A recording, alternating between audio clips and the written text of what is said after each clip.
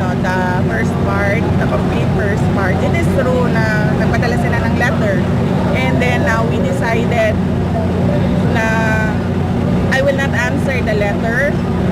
Ako ang chief of staff who is a lawyer also. We decided not to answer the letter because there was nothing there that is worthy of an answer na dili matubag sa ako ang SALN. Okay. So tanan questions nila was answered already by my